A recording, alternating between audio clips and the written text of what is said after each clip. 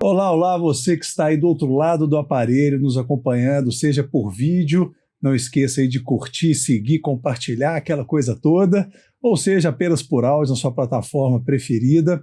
Muito bem-vindo ao Pulo do Gato, o podcast onde recebemos pessoas incríveis com histórias de vida fantásticas. E hoje estou aqui com Fernando Castanheira Filho, o Fernando Adori. É um cara advogado, empresário, chefe de cozinha, cozinheiro, né, de tudo um pouco, e ele vai contar para a gente um pouco dessa história. Fernando, muito bem-vindo. Obrigado, viu, pela sua presença. Obrigado pelo convite. Vamos aqui desvendar a história do Fernando, né, e tentar encontrar aí o pulo do gato, né, nessa história tão dinâmica e tão bacana como a gente vai aprender com ele aqui hoje.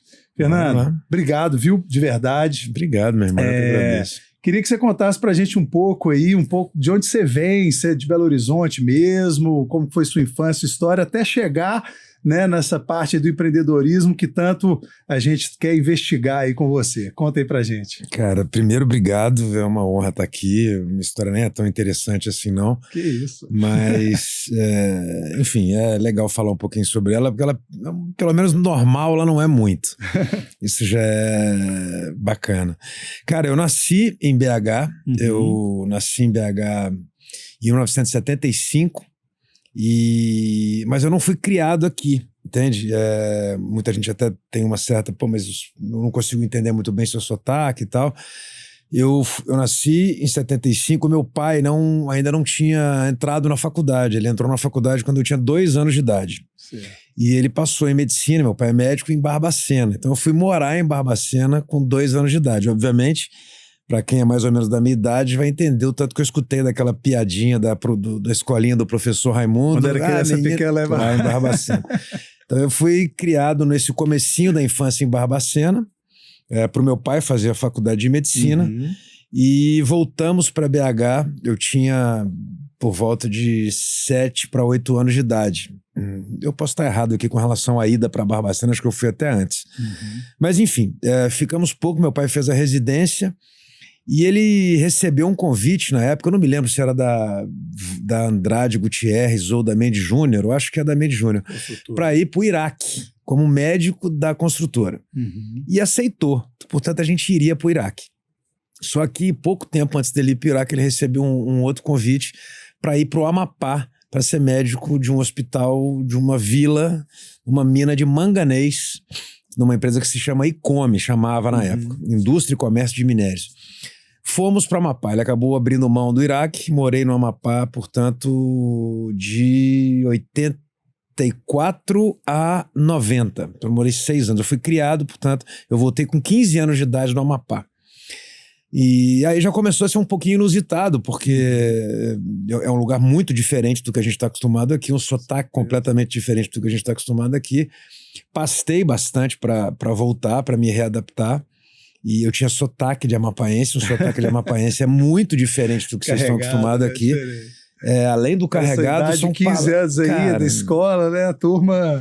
Eu estava no meio do primeiro ano científico, morei num lugar incrível para uma criança ser criada, né? E pra você ter uma ideia, nós não tivemos bicho de estimação, foram 1 cachorro e 4 bichos preguiça. Bicho preguiça de estimação. Pendurado, né? Exato. E normalmente foge, porque você acha que ele não vai chegar a lugar nenhum, ele chega, entendeu? Vai devagar. Então eu cheguei, eu tinha esse sotaque carregado, daqui a pouco eu explico como é que é o sotaque, mas o meu pai, bem simplista e na intenção de dar o melhor pro filho, simplesmente deve ter perguntado qual que é uma escola boa da cidade aí e tal, Santo Antônio. Então no meio do primeiro ano científico ele me coloca no Santo Antônio, depois de ter estudado 6 anos no Amapá, em Serra do Navio, detalhe, não era Macapá. E foi um desastre, porque eu tinha sotaque, era pesado, é um sotaque difícil. Para você ter uma ideia, se um garoto de BH vê uma Ferrari passando, ele vai dizer o seguinte: nu, que carro doido. Não é isso que ele vai dizer? Nu. Vai ser isso. Exatamente a mesma reação, só que de um amapaense. Égua, que carro pai d'égua. Ou seja, você pode imaginar o nível do bullying. Imagina, você soltando um égua no meio da sala de aula, no meio da turminha ali, da turma de 15 anos de idade. Foi muito difícil readaptar, enfim, crescer aqui, mas aí eu fui seguindo. e passei a ficar, de fato, mais mineirinho a partir de então. Ou seja, eu vim para cá mesmo para morar aqui com 15 anos de idade. E aí veio o direito. Você é um cara muito comunicativo, imagino que, né, coisa de adolescência, mas você foi se virando ali, não teve muita dificuldade, não. No começo foi um pouquinho mais difícil, mas né? depois eu consegui. É uma mudança muito drástica, né? Uma mudança muito né, como você falou, a cultura é diferente, o linguajar ali, as gírias, e essa é uma época onde os grupinhos estão se formando, né? A turma ali já chegou, já tinha a turminha ali, é difícil, né? E a galera é impiedosa, não tem dó, cara. Não tem dó. E são nomes complicados, por exemplo, lagartixa, é osga. Osga. Pernilongo, é carapanã. Caramba, os nomes nem se parecem. Não, então, tem nada a ver, mas você soltar uns nomes desses no meio da turma, o povo acha que é uma ET, risada garantida, né? Não tem jeito. Exatamente. Mas aí passou, então, esse período de adaptação. Queria só pegar um parêntese aí, um paralelo aí durante essa adolescência, infância. Nessa época você já tinha sonho de alguma coisa, né, em relação à carreira? Você já se imaginava fazendo alguma coisa ou sempre foi ali no embalo, né? Porque eu acho que isso é importante, né, para a turma entender aí, né, como que funciona essa dinâmica, essas mudanças na sua vida. Se já tinha alguma coisa de infância, algum sonho, ou se foi realmente, né, acontecendo? Não, tem alguma referência de infância? Não, zero referência de infância. Eu não tenho em qualquer tipo de área, eu não sabia. E eu acho, sinceramente, que com 17, 18 anos de idade é muito pouco provável que alguém já saiba o que vai ser da vida. Não é uma coisa fácil e é uma pressão que eu acho que nem deve ser colocada, para ser sincero. As coisas vão acabar acontecendo de uma maneira ou outra. Então, eu cheguei na fase de ter que escolher. Hoje eu tenho filho, né, 2 filhos, e eu vou passar por isso. E é uma pressão. Um jovem de 17 anos de idade, na minha opinião, não tem capacidade de saber o que ele quer ser pro resto da vida, porque é muito tempo. Eu acho uma sacanagem, na verdade. Sacanagem, né? 17, 18 anos, tem que escolher o que vai fazer pro resto da vida. Assim, a grande maioria. Existem alguns, por isso que eu até perguntei, alguns já têm uma interferência familiar ou alguma vocação ali, e o negócio flui. Mas a grande maioria é uma sacanagem. É uma sacanagem. E a chance de errar, como aconteceu comigo, é muito grande. E não tem problema. Talvez isso seja o que eu tenho de melhor para passar. Eu precisava escolher. O fato é esse. Então não dá também para falar, não, eu vou esperar a luzinha acender. Não dá. Não se sabe quando isso vai acontecer. Então eu brincava na época que para mim era mais fácil fazer o mais difícil. Meu nome é Fernando Castanheira Filho, portanto eu sou filho do Fernando Castanheira, o nome é igual, tirando só o filho, e meu pai era médico. Então para mim era mais fácil, por causa do nome, por ser meu pai, fazer o curso mais difícil da época, que era medicina. Nessa época a faculdade, não sei como está hoje, já se vão muitos anos, mas só existiam 2 faculdades de medicina aqui em BH, a Faculdade da Federal e as Ciências Médicas. E tentei por um tempo. Tentei, eu vinha de uma base complicada, não há crítica nenhuma, mas era uma base deficitária, vinda do Amapá e tal, e eu era meio malandro também, não estava muito querendo chegar no nível da turma de medicina. Não era ligado muito no estudo, não. E aí tentei medicina por praticamente 4 anos e não passei. E nessa época era muito comum, assim, se não passou em medicina, sua opção, se você quiser um curso nobre, faz direito ou faz engenharia, que estava começando. Engenharia nessa época estava em baixa, então era mais ou menos ali direito e medicina. Uma coisa brutal, porque um curso não tem nada a ver com o outro, são aptidões completamente diferentes. Acho que é só o título de doutor mesmo, né? Que o povo enxerga lá na frente, vai ser o melhor, mas sem... É para você ser o orgulho da mamãe e da sogra. Né? Se vai se dar bem é um detalhe. E aí, bom, eu comecei a escutar, você é um cara comunicativo, como se isso também fosse alguma coisa muito importante por direito, porque não é, tá?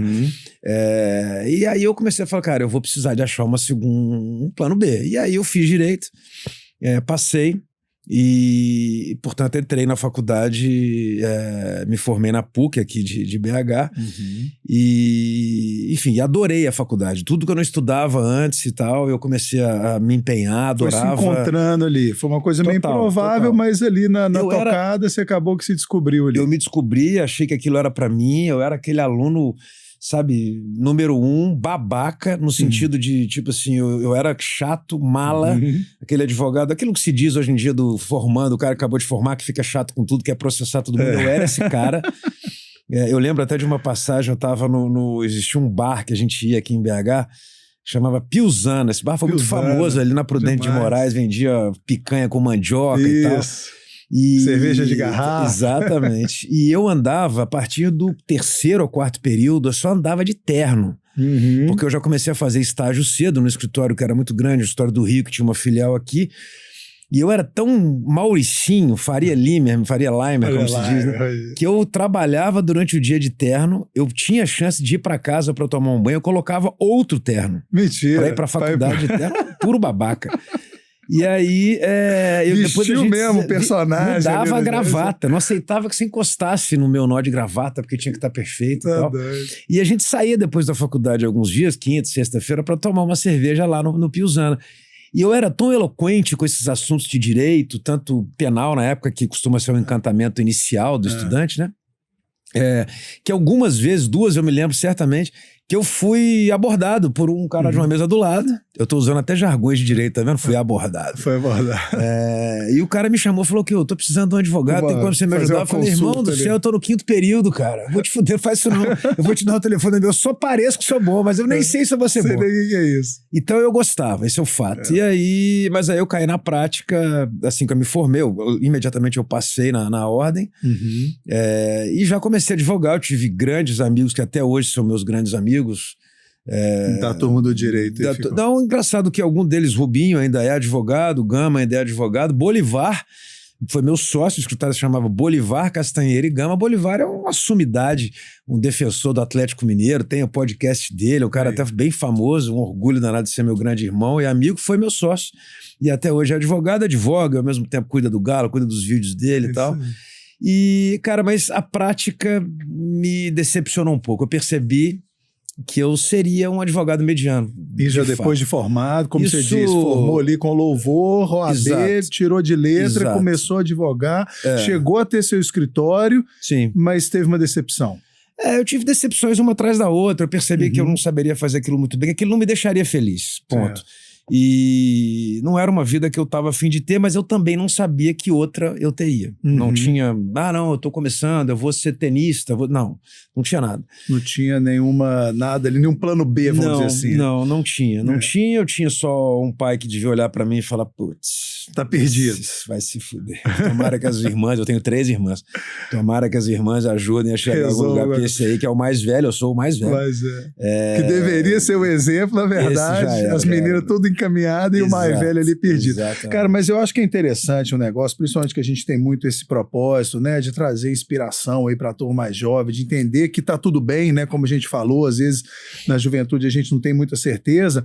E é legal você comentar justamente que durante o curso era uma certeza, né? Você estava vivendo o personagem, você estava gostando, estava curtindo.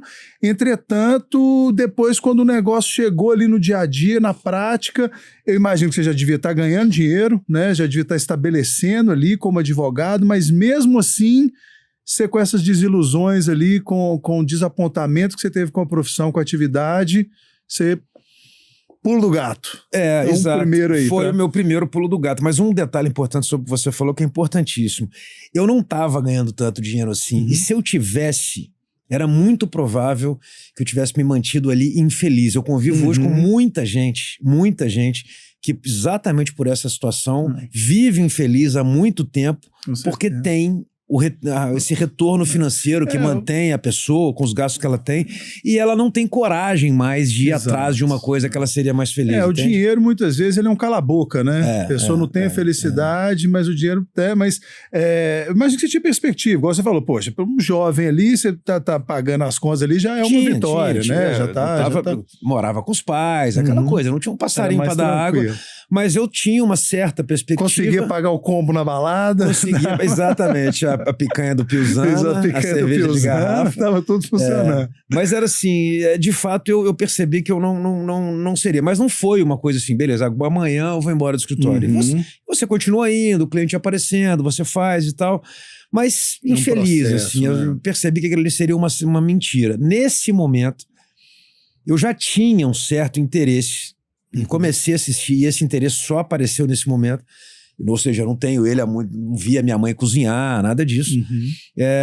Um cara me chamava a atenção na TV e esse cara é o Jamie Oliver. Eu gostava muito de assistir os programas do Jamie Oliver. Eu lembro que a primeira coisa que eu fiz, ele tinha uma garrafa de azeite e a garrafa de azeite era uma garrafa de vinho. Era o formato de uma garrafa de vinho. É um azeite específico que vem nessa garrafa e ele tinha um bico, que ele usava esse biquinho para colocar nas panelas ou regar uma salada, enfim. E esse bico era um bico de fazer drink, né? De barman.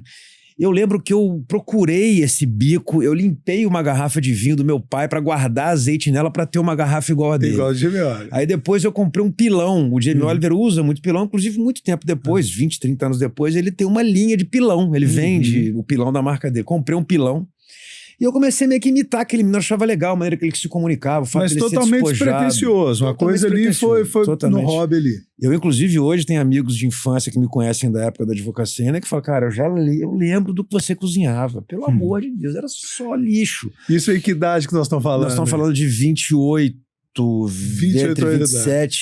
entre 27 e 29 anos, por aí. Não saía um ovo frito? Não saía, eu já cortava, tentei fazer um filé num Réveillon, cortei a mão e tal. Nossa. E aí, ainda me mantendo advogado, eu fui chamado por um amigo que não morava aqui em BH, ele morava em São Paulo na época, o Digo, e o Digo falou, Fernando, vamos abrir uma franquia? Eu falei, cara, franquia de quê? Ele falou, cara, eu quero abrir uma franquia do espoleto. Eu falei, putz, eu não entendo nada disso, cara, não sei o que é isso e tal. Tá, o que tem que fazer? Era uma maneira de eu sair da advocacia. Eu falei, cara, como é que é, Digo? Ele falou, cara, a gente tem que ir pro Rio. Vamos pro Rio, a gente vai participar de uma série de entrevistas com a equipe de expansão do espoleto para saber se a gente vai ser aprovado. A ideia era abrir em 2 shoppings, um ou outro, que não existiam em BH. Um deles, hoje, todo mundo conhece, chama Pátio Savassi. Ele só tinha lote ali, nem tinha começado a subir. Tinha Casa do Uísque, pô. Não, a Casa do Uísque já tinha caído. já tinha tá. O Pátio tinha começado a... Eu lembro que era coisa da minha infância, a gente regularidade era clássico, né? Exatamente. Tem muita gente saudosa da Casa do Uísque. Pois é, bom, eu gosto de falar essas coisas no podcast, porque principalmente a turma de BH vai, né, aquela nostalgia. Aquele saudosismo legal. Daqui a pouco a gente fala da Liber. Quem tomava vinho Liber na Liber. É isso aí. Mas aí, o outro shopping era o Alta Vila, ou Alta Vista, não sei o nome, aquele Alta que tem Vila, a torre. Da torre, exatamente. Que acabou depois dando um pouco errado, ele acabou não vingando. A gente participamos de toda a etapa de expansão do espoleto e fomos aprovados. A ideia é que era abrir ou no pátio ou pegar uma loja que já tinha no Diamond na época. Enfim, estava tudo engatilhado. Eu falei, Digo, valeu, cara, eu não quero. Eu não vou entrar num negócio sem entender. Eu sou advogado, eu não entendo nada disso. Eu tenho medo de dar errado. E aí, eu procurei e falei, cara, se é para mexer com alguma coisa na área de cozinha, eu vou aprender. E eu já estava interessado pelo Jamie, achava legal os programas e tal. Falei, então eu vou aprender a fazer isso. E aí eu procurei um curso. Falei, cara, onde é que tem? Vamos ver aqui em BH. E aí fiquei sabendo que o Senac tinha um curso muito famoso, algumas pessoas já tinham se formado nesse. O Ivo Faria, por exemplo, tinha feito esse curso lá. O curso se chama Cozinheiro Básico, dado pelo Senac. Era um curso muito bem falado, e ele era dado aqui em BH e também no Grogotó, lá em Barbacena. Quase que eu volto para Barbacena, inclusive. E aí, cara, eu liguei pro Senac, calhou de ser assim, ela falou, olha, as inscrições pro curso é daqui 15 dias. Falei, que maravilha, tá tudo dando certo, né? Legal. E aí eu comuniquei no escritório, falei, olha, galera, vou mudar de área, não quero e tudo. Era, tá vendo? Vai com Deus, que tudo dê certo e tal. Eles mantiveram lá a estrutura, e que inclusive era um imóvel meu, mas eles ficaram lá, depois acabou cada um seguiu o seu rumo. E nessa conversa com o Senac, eles falaram, olha, a inscrição é dia, eu não vou lembrar, mas dia 15 de maio, entendeu? Eu falei, beleza, então dia 15 eu vou estar aí. Ela falou, não, peraí, você sabe como é que funciona? Eu falei, como assim, além de eu chegar aí dia 15? Só me falar o horário que eu vou. Não, é o seguinte, é o mais cedo possível. Só que eu não sei se você sabe, a fila para inscrição dobra o quarteirão, eles começam a chegar aqui na madrugada anterior. Falei, caralho, velho, puta que pariu, onde é que eu tô me metendo? Bom, cheguei lá, 00:30. Do dia 14 pro dia 15, 00:30. Eu era o 7º da fila. Ou seja, tem gente mais fanática que eu. 6 psicopatas. Um deles, inclusive, chamava atenção porque era um garoto, ele tinha 16 anos. Era a 2ª vez que ele entrava na fila, sabendo que seria reprovado, porque tem que ser maior de idade. Que isso, só que olha como é que isso é genial, né, cara? Isso é um baita de um exemplo hoje pra geração nova. Ele sabia que ele ia ser reprovado, mas ele queria mostrar que ele tinha vontade. Eu sou louco pra achar esse menino hoje, falei, vem trabalhar comigo, velho. Mas, enfim, me perdi, perdi o contato. Se você estiver assistindo aí, aparece. Rapaz, ele tava, ele era o primeiro da fila. Vai, ó, e ele sabia. Emprego garantido aí, com referência. Referência de... Pô, mas é um baita exemplo de garra, né? Demais, acho muito bacana. E é isso que você falou, acho que para a turma jovem aí perceber se existe uma paixão, né, a gente tem que correr atrás, tem que acreditar mesmo. Porque isso vale para tudo. A palestra do Bernardinho sobre um atleta que treina mais do que a média, ela vale para qualquer outra coisa. Exatamente. O cara que pica mais do que a média, o cara que fica no fogo mais que a média, enfim, que demonstra interesse mais do que a média. E aí, bom, eu participei de todo o dia das etapas das provas do Senac, que eram provas português, matemática, uma tinha que passar pelo psicotécnico para saber se eu não ia matar ninguém. E aí, não a vai última... com a faca na mão, né? Cara, cheio de casa, depois eu te conto. E aí, a última coisa era uma entrevista. Essa entrevista foi feita com um cara que eu nunca mais vou esquecer o nome, chamava Wellington. E o Wellington chegou para mim e falou: Fernando, me conta a sua história. O que você quer aqui do Senac? O que você quer com esse curso que você está buscando, que é o cozinheiro básico? Eu falei: cara, eu sou advogado, tal. Ainda tinha aquele arzinho de Faria Lima, aquela pompa. Né? Sou advogado, não estou satisfeito com a profissão, essa profissão é muito chata, não sei se eu vou ser bom nisso, então eu quero aprender a cozinhar, para depois virar um chefe, para ter meu restaurante. Então, ele falou: que maravilha, cara, então, ó, perfeito, você está reprovado. Eu falei: o quê? Como assim, velho? Porra é essa? Você tem como me explicar, por favor? 2 minutos, deu pau. E eu devo muito a esse cara, foi sensacional. Ele falou: claro que eu vou te explicar. Fernando, o Senac está aqui. A intenção do Senac não é só na área gastronômica, não, na área de tudo, de construção civil, de salões de beleza e tal. Ele está para formar profissionais para entrarem no mercado de trabalho. Pegar uma pessoa que não tem qualificação, a gente qualifica essa pessoa e ela abastece o mercado com uma mão de obra qualificada para trabalhar dentro de um restaurante, dentro de um salão de beleza, dentro de uma obra, dentro de uma portaria, enfim. Porque tem curso de porteiro e tal, porque são porteiros mais, enfim, bem treinados e tal. E ele falou: portanto, meu amigo, ele foi muito educado, muito delicado, mas o que ele quis dizer foi o seguinte: pô, playboy, sai fora, velho, entendeu? Aqui não é pra você, entendeu? Deixa um cara que tá precisando disso, você é um playboyzinho, filho de médico e tal, não sei o que eu tô querendo, mas ele não foi indelicado assim, e ele foi além. Ele falou: Fernando, o curso pra você não é esse. Aproveitando que você já tem a formação superior anterior, você tem que ir pra Águas de São Pedro. O curso é o CCI. Eu nunca tinha escutado esse nome. E liguei para São Paulo. Olha, fiquei sabendo que tem esse curso. Ele falou: cara, esse curso se chama CCI, Cozinheiro-Chefe Internacional. É um curso, um convênio do Senac São Paulo, não o Senac Minas, mas o Senac São Paulo, com o CIA de Nova York, a maior escola de gastronomia hoje na América do Norte. E considerada uma das melhores do mundo, mesmo estando em Nova York. A Le Cordon Bleu, ela tem uma fama gigantesca, mas, por exemplo, o filho do Paul Bocuse, o maior cozinheiro contemporâneo francês, estudou no CIA lá em Nova York. E aí é um curso, na época, de 1.200 horas, eu teria que me mudar para Águas de São Pedro, e ele exige a formação superior anterior. Era exatamente o que eu precisava. Bacana, até porque se eu tivesse que fazer vestibular de novo, nessa altura do campeonato, já sendo advogado, me dava uma certa preguiça. Dava um desânimo. Peguei o meu ônibus, vendi meu carro e fui para Águas de São Pedro fazer a prova. Eu lembro que quando eu fui fazer essa prova, eu fiquei mais tenso do que quando eu fui fazer o vestibular para Direito. E eu cheguei em Águas, cara, Águas de São Pedro, nesse momento, nessa época, nós estamos falando de 2004, era o menor município em extensão territorial do Brasil. Depois, em 2008, um município aqui perto de Bichinho foi emancipado e consegue ser menor que Águas de São Pedro, que tem 3,5 km², mais nada. Um posto de gasolina, um bar, a igreja. É isso aí. E, incrivelmente, tem prefeito e tem vereador. Olha, como é que pode emancipar um negócio desse tamanho? É surreal. Entender, mas, enfim. E eu tava numa fase difícil, cara, eu não me encontrava. Poxa, será que eu vou dar em alguma coisa? A gente fala brincando, mas eu tinha, meu pai, eu sou uma decepção e tal. E eu adoro, sempre fui um grande fã da série Harry Potter. Li tudo do Harry Potter e tal, acho essa fantasia maravilhosa, acho a J.K. Rowling brutalmente genial por ter feito essa história.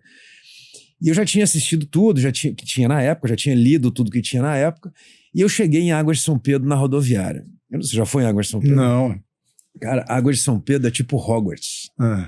É sensacional, uma cidade pequenininha, linda, linda, linda, linda. Não tem zona rural, não tem indústria, não tem nada. São 3,5 km². e ela tem uma água passando no meio dela, um riozinho pequenininho, que na verdade são águas termais, tem aquelas águas fedorentas lá que todo mundo passa no corpo e tal, parece que tem coisa medicinal, e no fundo um hotel espetacular, que é o Grande Hotel de Águas de São Pedro. No complexo do Grande Hotel é que existem os dois cursos, CCI, que era esse que eu ia fazer, e o de gastronomia, que é diferente do CCI, porque o de gastronomia tem que ter vestibular, e não precisa da formação superior anterior. O meu, precisava da formação, e não era exatamente vestibular, era uma outra prova. E aí eu comecei a ver aquelas pessoas andando no meio da cidade, vestidas de dolman, que é aquela roupa de chefe, chapéu, avental, como se fossem bruxinhos, assim, parecia Hogwarts. Eu olhava e falava, cara, isso é sensacional, eu quero morar aqui, eu preciso ficar aqui. E aí eu passei, foi maravilhoso, a sensação foi muito melhor do que a do vestibular, e me mudei para Águas de São Pedro, onde eu acabei, enfim, conhecendo a Van, que caiu na minha sala, também era advogada, vindo de São Paulo, ela é paulistaninha da Gema,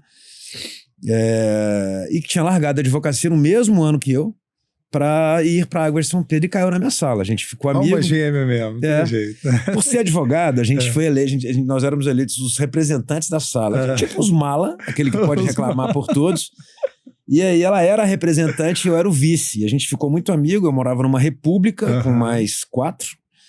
Túlio do Rio, Juninho de Juiz de Fora, Vladimir, que até hoje é um grande amigo, é chefe do, talvez o restaurante mais famoso de Trancoso, o El Gordo, ele é o chefe do El Gordo há 18 anos, Vlad, que é lá de Londrina, e Túlio do Rio, e Tiago, que era de Recife. Era o Brasil todo, ia para Águas de São Pedro para fazer esse curso lá.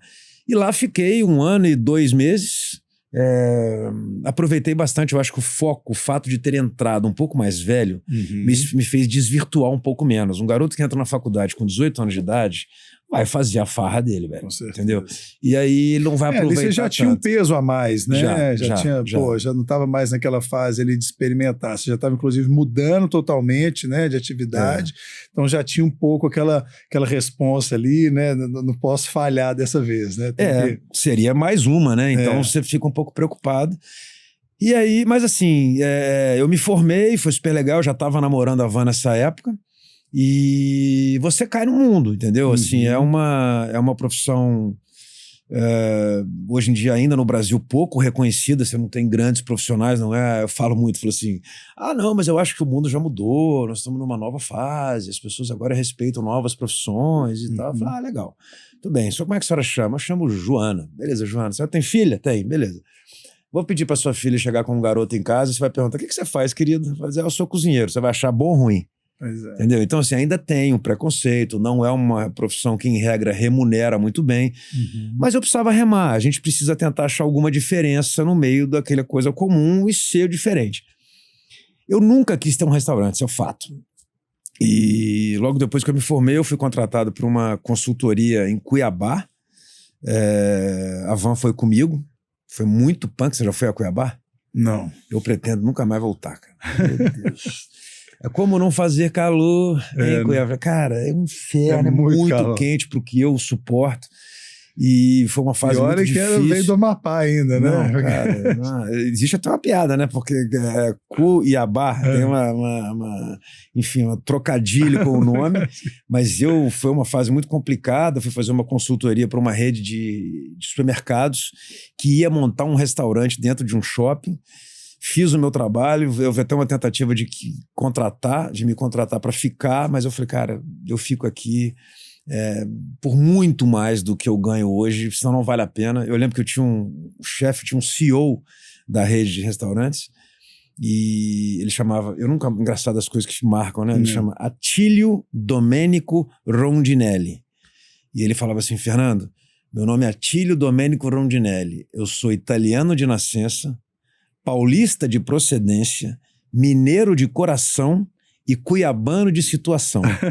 Então ele foi falando dos lugares onde ele passou, ele tinha morado em BH, adorava BH, tinha vindo de São Paulo, quando ele, antes de ir para Cuiabá, estava de situação em Cuiabá por causa de um emprego, mas ele concordou, falou, cara, eu sei, aqui é difícil, e sai, voa.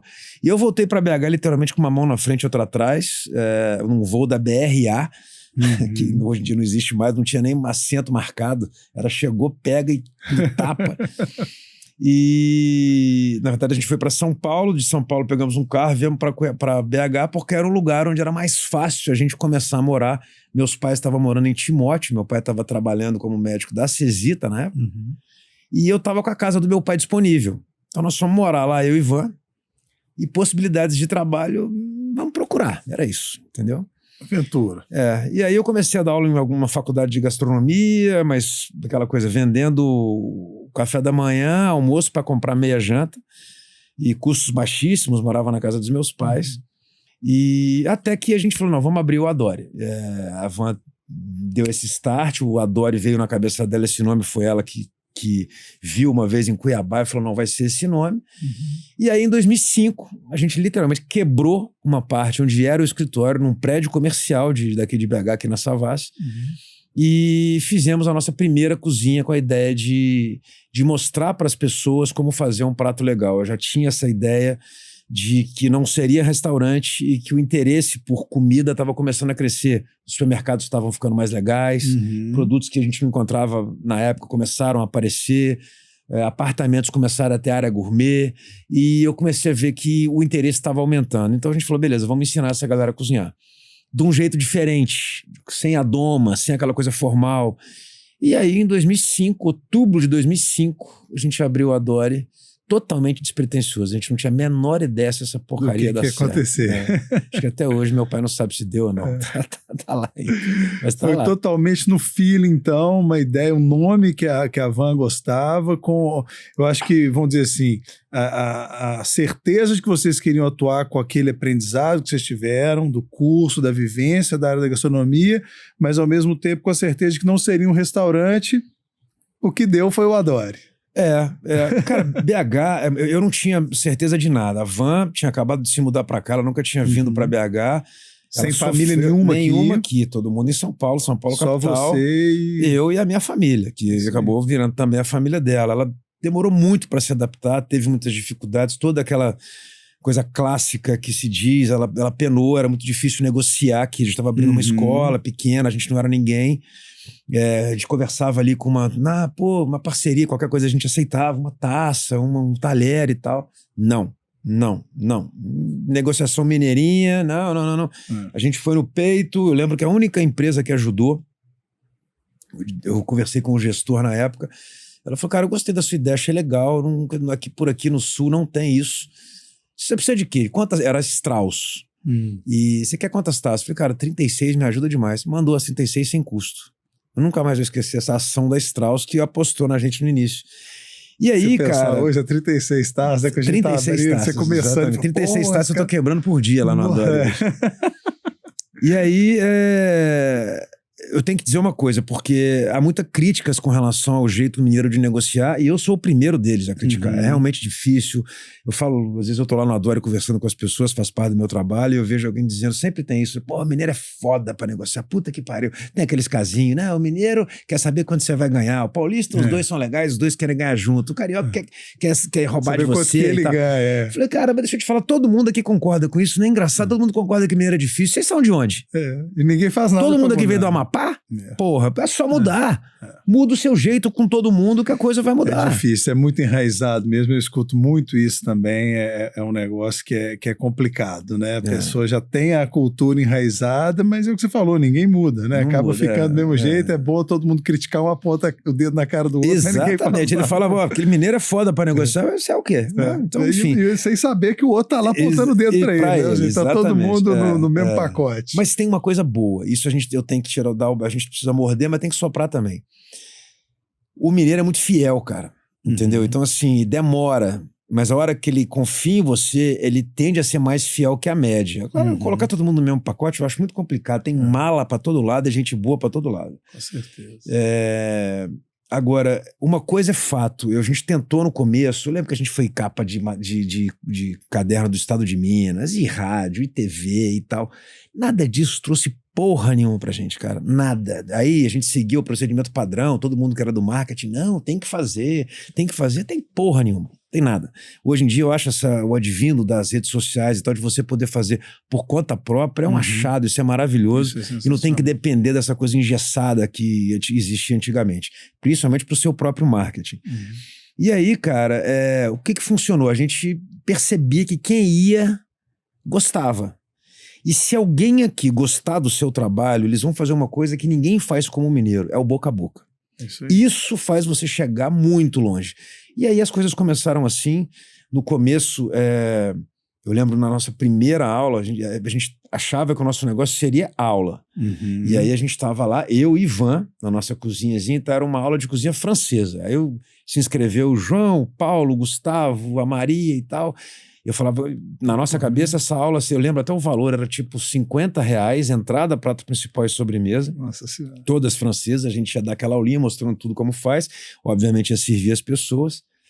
E aí, cara, eu achava que as pessoas não iam se conhecer. Ledo engano, porque BH, dependendo da região que você tá, todo mundo conhece todo mundo, né? Conhece todo mundo. E aí, velho, a gente deu essa primeira aula e a galera adorou e falou, cara, legal, já fazia com fulano, já tinha umas 2 ou 3 pessoas que faziam mais ou menos isso aqui. E a gente tentava ser diferente, comunicar diferente, enfim. E aí, um cara, que depois virou um grande amigo meu, falou comigo, cara, eu adorei e tal, mas... Aí vem o lado mineirinho, né? Interessante. Falou, mas aqui, eu não conheço essas pessoas aqui, não. Ele realmente não conhecia ninguém, ele estava sozinho. Deixa eu te falar, você tem uma data para reservar para mim?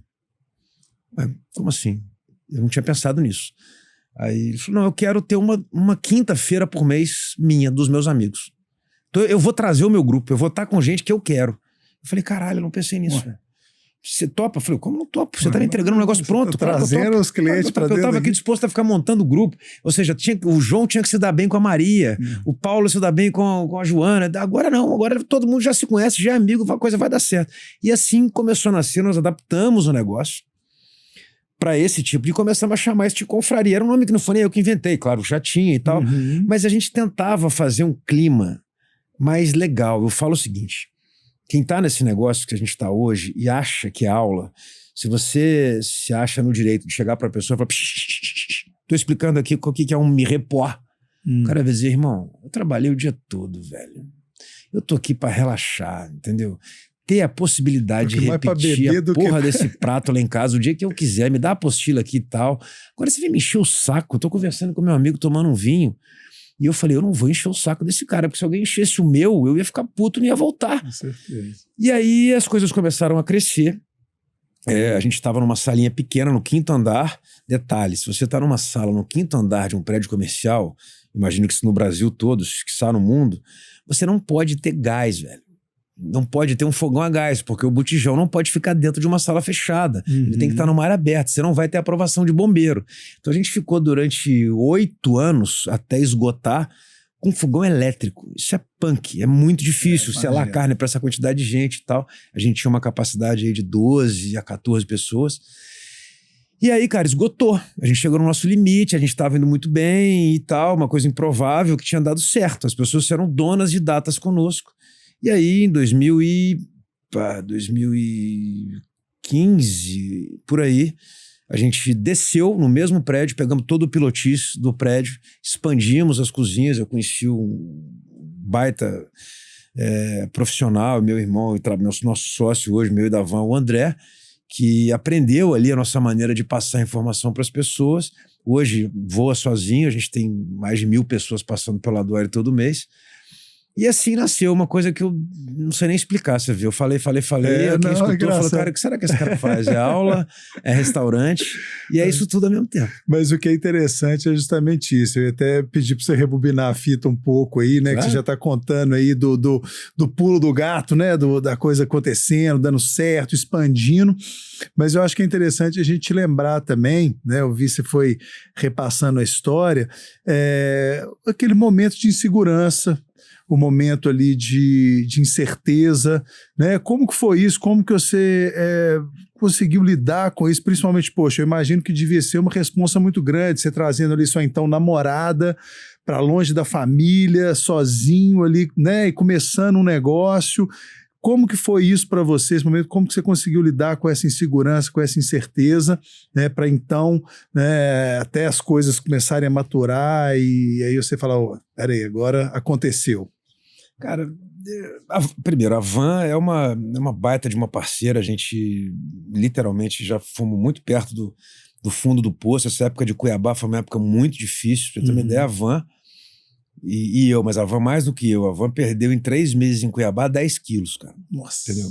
Ela só chorava. A gente morava em cada lugar punk, o cliente pagava, eu não tinha carro, 2 ônibus para trabalhar, nada que isso, não sou eu que faço isso na vida, mas foi uma fase difícil. Eu tive um cliente que não me pagou, a gente tinha combinado não pedir arrego para os pais. A gente tem uma total convicção de que eu tenho uma vida privilegiada por ter o pai que eu tenho e tal, e tem pessoas que sofrem pra caralho por não ter esse tipo de apoio, mas eu falei, não, eu não vou pedir apoio, a gente não vai pedir arrego.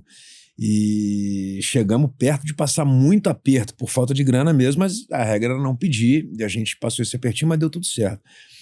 Na vinda, cara, a Van sempre topou tudo. Então, assim, ela tô do seu lado, vamos junto e tal. Guerreira. E eu tinha, pra te ser bem sincero, eu acho que um nível, um pouquinho de inconsequência é importante nesse início. Se você fizer conta e tudo tem que bater, você não vai dar passo para lugar nenhum. A conta cara. não fecha nunca. A conta não vai fechar. Mas no Brasil, eu acho que empreendedor nenhum no Brasil, se fizer conta demais, desiste. Além dessa questão financeira, que obviamente a gente tem que ser responsável, mas tem que ter a gordura, né? Você tem que ter meio que tocar o foda-se e dizer, cara, eu vou. Entendeu? Eu vou e a garra, assim, tem que falar um pouquinho mais alto. Não é só, será que eu tenho capacidade? Será que a minha capacidade... Cara, aí a coisa pode travar e você vai ter muitas inseguranças. Então eu fui um pouco inconsequente quando topei isso, entendeu? Não tinha, sinceramente, como eu tô dizendo, o que eu tô te contando aqui, poucas pessoas têm um negócio parecido. Eu brinco, você faz o quê? Tem tempo. Senta aí. Senta aí que vai demorar. Tinha 36 taças da Strauss, tá valendo, vai embora. Exatamente. Isso aí, tudo que você precisava para fazer o negócio acontecer. E aí a gente, assim, cara, era difícil imaginar um negócio pronto. A verdade era essa. A gente não sabia. A BH não tinha uma fama boa. Claro. O que eu faço hoje, Gustavo, é juntar 50, 60 pessoas por dia para obrigatoriamente estar dentro do meu espaço. Elas têm esse compromisso comigo, tem que estar, é necessário o pagamento para que sejam sócios daquela confraria, que é um privilégio para algumas pessoas poder se encontrar num lugar privado com o menu escolhido por eles, com o papo escolhido por eles, porque são amigos. Então, assim, no começo a gente não sabia se isso ia dar certo, entende? E aí os clientes foram moldando, mas houve uma insegurança. A gente morava com os meus pais, a partir do momento que a gente saiu, mas o Adore... Ele teve essa vantagem na nossa vida. Assim, ele nunca teve uma decadente, salvo na pandemia. Pandemia, claro. A pandemia foi um caso à parte, punk, mas para todo o mercado, né? Gastronomia, entretenimento, acho que todo mundo sofreu. Para esse teve mercado que achou, o fabricante de máscara adorou, né? Teve gente que achou bom, teve gente que não... Tem gente até hoje que não quer, que gostaria muito que voltasse, estava bem melhor em casa, né? Mas eu não, o que eu ganho dinheiro juntando pessoas, então eu me dei mal. Quando o pessoal teve que ficar trancado dentro de casa, acabou seu negócio. A gente teve que reinventar o negócio. O prestígio que os clientes têm por nós foi tão grande que eles entenderam a nossa mudança e compraram essa ideia e fizeram com que a gente não entrasse numa estatística que foi gigante, né, de bancarrota de muita empresa do ramo. Mas a gente teve um histórico de crescer sempre. A gente foi indo. Eu tinha um problema muito sério, que é um problema muito sério de uma série de profissionais, principalmente profissional liberal, que é se achar insubstituível. Entendeu? Eu achava que ninguém... E você começa a escutar, cara. Se eu repetir pra você, Gustavo, você é lindo. Gustavo, você é lindo. Gustavo, você é lindo. Uma hora você fala, caralho, eu sou lindo. Entendeu? Então, você começa a escutar muito das pessoas. Cara, você é muito bom. Você explica de um jeito que eu nunca vi igual. Eu não como isso daqui no restaurante que eu vou. Você é muito bom, você é muito bom. Mas, e eu escutei muito isso, se você não estiver aqui, eu não venho. É com você. Aí você fala, caralho, cara, deu certo. Mas e aí? E se eu adoecer? Fiquei refém do negócio. E se eu adoecer? E para eu viajar? Então quer dizer que se eu viajar 10 dias, 10 dias sem faturar? É o medo de qualquer profissional liberal, né? Você pode ser cozinheiro, chefe de cozinha, daqui a pouco a gente fala sobre isso, médico. Se ele for profissional liberal e não tiver uma máquina trabalhando por ele, ele não fatura. Pronto, acabou. E aí eu falava, porra, como é que eu vou fazer? Aí sempre vem a Van. Normalmente eu sou aquele cara que preciso dessa pessoa que me chacoalha. Eu sou infantil, entendeu? Eu sou um cara que dizem que o homem amadurece depois da mulher. Então, a ordem de amadurecimento natural é a mulher, o homem e eu. Entendeu? Então, eu sou cinematográfico para tudo. Eu choro mais do que a média. Eu rio mais do que a média. Eu sou um cara infantilizado. Intenso, meu gosto musical é infantil. Eu sou um cara. Olha as cores que eu uso. Eu tô a cor do meu relógio. Alô, pra falar referência aí de literatura foi Harry Potter. Né, pois é, cara, exatamente. Mas é isso. Então, eu precisei dela e nesses momentos mais difíceis e ela chacoalha e a gente acaba sempre chegando num caminho melhor. E assim, eu costumo lidar bem com moldar as ideias. Aconteceu na pandemia a mesma coisa, a gente consegue, ela dá a ideia, eu vou lá e moldo a ideia do meu cliente.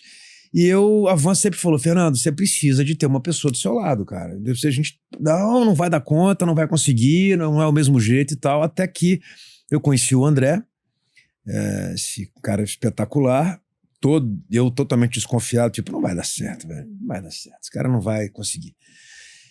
Porque tem que ter uma habilidade com as pessoas, sabe? Você precisa saber receber, não você é só precisa questão entender. Técnica ali da não cozinha, basta cozinhar bem. Se você cozinhar muito bem, e você não souber se comunicar, você não tem espaço dentro da minha empresa. Infelizmente não tem. Você precisa saber se comunicar, saber se portar. E portar que eu digo, não estou dizendo de pompa. Eu já passei aquela fase Faria Limer, ela está para trás. É saber se portar com educação, saber servir, saber ficar calado quando o momento pede para que você não entre. Isso tudo é importante. E o André chegou, André de bom despacho. Ele fala, Fernando, por favor, e é legal pra caramba. E ele ficou comigo, do meu lado, durante muito tempo, vendo aquilo ali. É uma coisa que eu acho chatíssima, porque, na verdade, o meu trabalho é um palco. Eu fico na frente das pessoas. Hoje em dia, cada vez menos, que ninguém liga muito mais pra mim, que o pessoal já fica de casa e vai lá pra comer. Eu sou basicamente um restaurante privado, é isso. Mas as histórias, toda a coisa que envolve curiosidades, origem de pratos, isso tudo era muito legal de contar de um jeito engraçado, muitas vezes cômico, às vezes trágico. Isso era importante para atrair a atenção das pessoas e ser diferente da média. E eu falei, o André não vai aprender isso, o cara não vai aprender. Mas ele foi me ouvindo, até um dia que eu falei, cara, eu vou viajar. É a hora do teste. Vamos ver o que dá. Galera, beleza? E você começa a escutar das pessoas, você é bom, você acredita, velho. Você começa a achar que você é o cara, e às vezes não, mas alguém pode ser também. E aí o André, eu falei, galera, eu vou viajar, o André que vocês já conhecem, vai me substituir. Houve os desconfiados, houve os que foram até maldosos com o André, ele teve um saco gigante de aguentar e tal, tipo... eu comi o seu steak tartar, é maravilhoso. O dele não tava tão bom. Porra, velho, eu sei como é que esse cara faz steak tartar, caralho. Entendeu? Eu sei que é bom igual, mas não era eu e tal, porque era o cara o primeiro cara. E houve uma passagem para eu acreditar no André, que é muito legal. Eu tava indo para Miami com a minha família e pegando um avião aqui em Confins. Era um voo não sei se era da Copa ou enfim, da Latam, não sei. Mas eu sei que eu entrei no avião e, obviamente, me encaminhei para a classe econômica, né? No caminho da classe econômica, de sacanagem, eles fazem você passar pela onde você perdeu, né? Pra você olhar e falar, putz, que maravilha. Trabalha bastante pra você chegar aqui. Aí eu passei pela executiva. Quem estava sentado na executiva, cara? Sabe quem era? Cliente. Eu sabia. Não. Era um cara, não sei se vocês conhecem ele, mas era um cara super famoso, até hoje deve ser, e na época era minha mãe que cortava cabelo com ele, era o Luiz Martins. Ele tinha um salão gigante do lado do Favorita, que chamava LM, Luiz Martins. Pô, era um prédio o salão do cara, máquina de trabalhar, aí abriu filial no Diamond, filial no BH Shopping, no quarto andar, monstro. E eu tô vendo ele sentado, perninha cruzada, igual eu tô aqui assim, ó, em vez da água, na taça de champanhe, assim, ó. Pleno, indo para Miami na executiva, e eu encaminhei em direção à econômica. Pensei, sentei e falei, puta que pariu, cara. Esse cara, o trabalho dele é tão personalíssimo quanto o meu. Talvez até mais, né? Porra, quem paga 500 pau pra cortar cabelo com ele, quer cortar com ele. Como é que esse cara consegue estar dentro desse avião, na executiva, com um prédio trabalhando sem parar, uma filial no BH o Shopping, nome uma dele filial estampado na fachada. Lá. O cara tá torrando dólar lá em Miami, que o dinheiro é dele. Ele tá fazendo a máquina girar. O tal do, que eu acabei chamando de way of work, foi ensinado. A galera sabe trabalhar. Pode ser que o corte do João, que trabalha pro Luiz, ou do Paulo, não seja o mesmo valor, mas a empresa tá girando. E esse cara conseguiu fazer isso. Por que eu não consigo? Aí eu conheci o André e falei, cara, eu acho que esse cara vai dar conta. Teve um pulo do gato aí, hein? Exato. E você sabe que eu nunca tive com o Luiz depois pra contar esse caso pra ele. Mas ele foi uma inspiração pra mim, eu vi ele lá, e a partir daí eu comecei a confiar de que seria possível. E foi, cara. A gente hoje, o André basicamente voa, eu quase não encontro o André, porque ele tem as turmas dele, ele administra tudo isso sozinho, ele tem independência total. A gente já tem uma equipe por trás também que dá essa ajuda. E a ideia da empresa é exatamente essa, dar para todo mundo que está ali dentro uma noção de uma vida perto do normal, num ramo que é tão anormal. Você já teve restaurante, sabe exatamente como é que é a vida. Nossa diversão, em tese, né, é segunda-feira, enquanto todo mundo tá de ressaca, você pode beber.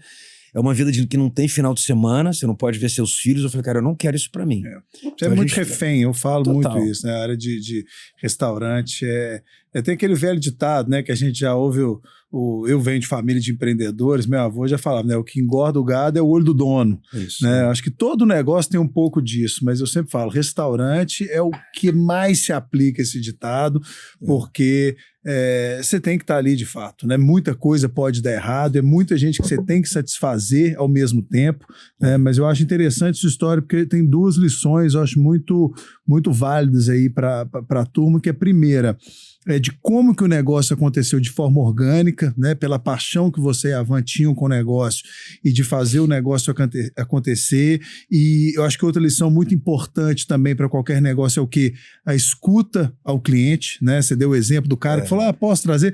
E você falou rapidamente uma coisa ali, eu não quis te interromper, mas você falou, a gente foi escutando o cliente, fomos adaptando ao que os clientes queriam, né? Eu acho que isso é genial, né? Eu acho que no mundo tão competitivo hoje em dia, né, em qualquer área é muito importante ouvir o cliente e saber devolver, né, o que o cliente tem de expectativa. Isso foi muito legal. E, posteriormente, também essa questão, né, do se libertar, né? Porque acho que a partir do momento também, eu acho que uma coisa está ligada à outra, que você vai fazendo, que o negócio tem toda a sua cara, como você falou, né? Todo mundo te elogiando, o negócio tem a sua cara, você acaba que vincula, né, o fato de você estar ali ao sucesso do negócio, como você bem falou. E essa virada de chave, esse pulo do gato de perceber que é possível delegar, é possível fazer o negócio girar mesmo sem a sua participação, a sua presença ali tão efetiva, eu acho que é um grande ensinamento. Isso é muito bacana. Né? E que bom que aconteceu, né, Fernando? Porque senão você não estaria nem aqui agora tendo esse bate-papo. Exatamente. Obrigado, Andrezão, que tá me cobrindo aí. É viu, isso aí. Mas a gente escuta muita gente falando sobre empreendedorismo, eu escuto, você escuta, a gente vê para todo lado. Os discursos são padronizados, alguns são chatíssimos, aquela mesma papo, vai com garra, vai com não sei o quê, isso é o óbvio, não tem jeito, nada vai acontecer se você ficar sentado, portanto falar muito disso eu acho mais do mesmo, mas uma coisa que eu acho muito importante e a grande dificuldade de um cara muito bom, seja em qualquer área, é delegar. Sem dúvida. Claro que em algumas áreas não tem, é mais possível, outras menos, mas delegar, ensinar. E aqui, eu vejo muita gente, no começo, cara, que eu escutei de gente assim, cara, o André tá ficando bom, né? Você não tem medo, não? Falei, puta, o mineirinho, puta que pariu, velho. Deixa eu te falar, não tenho medo não, cara. Se ele estiver feliz aqui trabalhando comigo, estiver sendo bem remunerado, tiver uma vida digna, que eu digo é o seguinte, é poder ficar com a mulher dele, é poder ficar com o filho dele, é trabalhar com o meu trabalho, mas tendo vida, trabalho. Vai vir o pacote inteiro. Se esse pacote for justo, em todos os sentidos, ele não tem por que sair.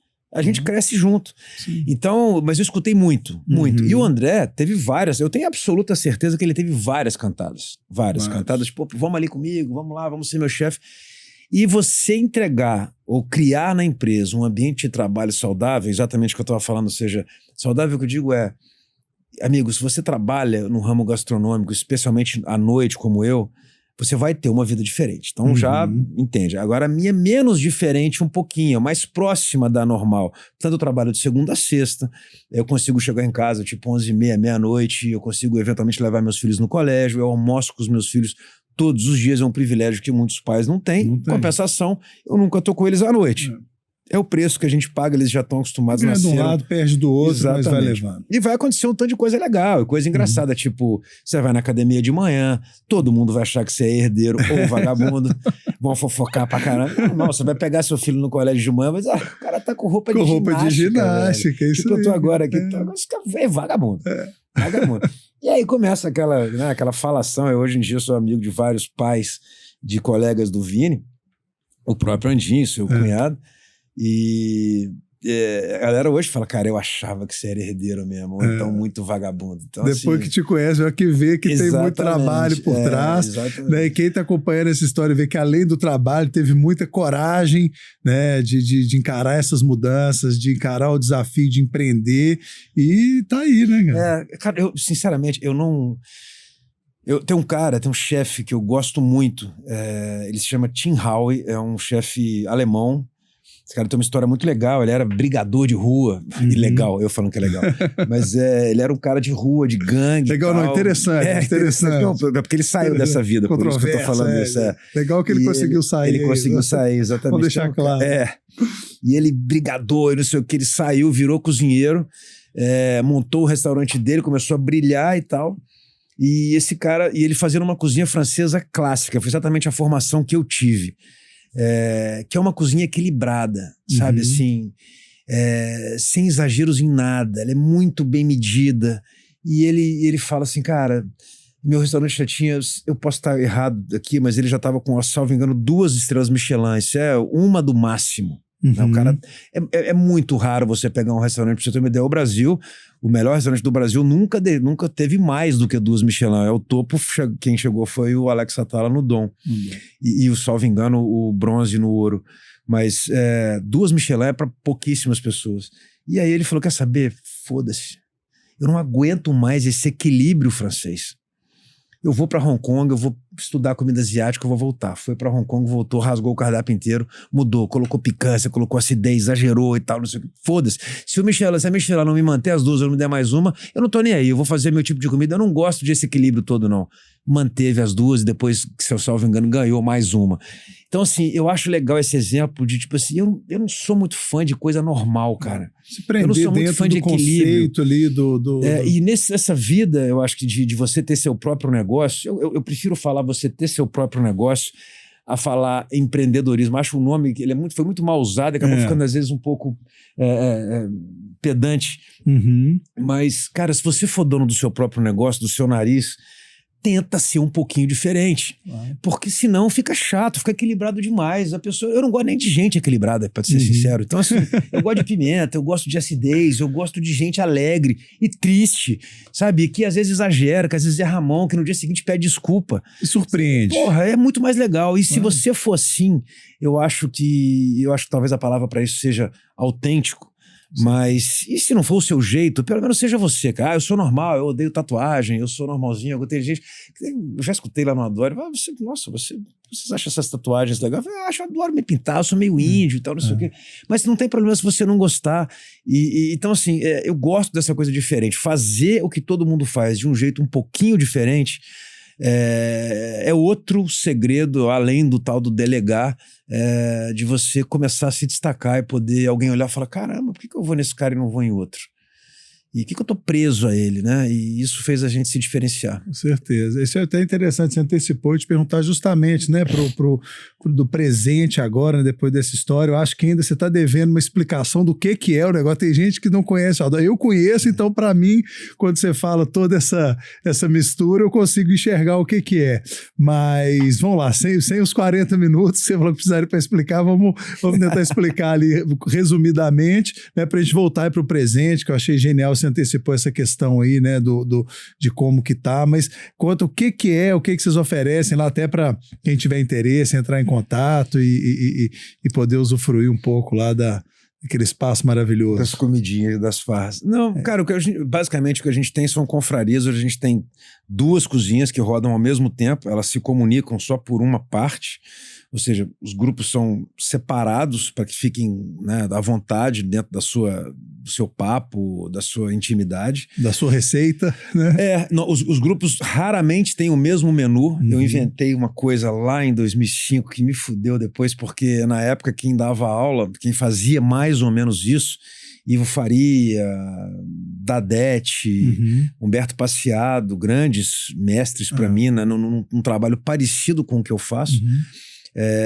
eles indicavam o menu. Eu estou sendo bem delicado com a palavra indicava, porque na verdade a palavra ele era compulsório. É esse aqui, pronto. Tem gente, inclusive, que já chegava no dia e já não sabia ainda qual seria o menu.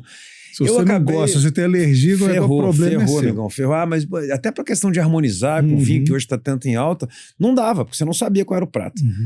E aí existe uma vantagem brutal para o dono do negócio, porque ele pode, esse mês inteiro eu vou fazer salmão, eu vou fazer filé, eu vou fazer ancho, então eu posso comprar do meu comprador melhor, vou comprar uma quantidade maior.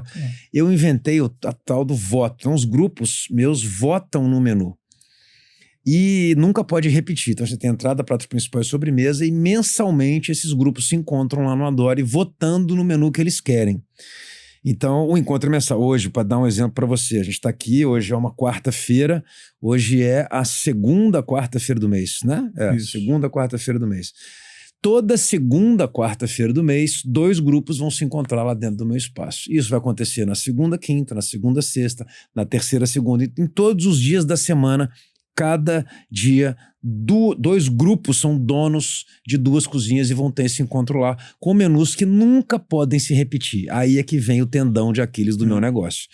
Haja criatividade. Se você parar para pensar, eu tenho turmas comigo, várias turmas comigo, há 15, 16 anos. Isso me orgulha muito, porque é um índice de fidelidade brutal. Nós que gostamos da Disney, e eu sou tão fã da Disney por causa desse índice de retorno, né? O índice de fidelização é muito alto. Eu tenho um índice parecido com esse e me orgulho muito de tanta gente estar ligado a gente há tanto tempo. E aí os menus nunca se repetem. Então você imagina, 15 anos, entrada, prato principal e sobremesa comigo, esse cara já fez 240 entradas. Você conhece algum restaurante que teve 240 entradas? Não tem, cara.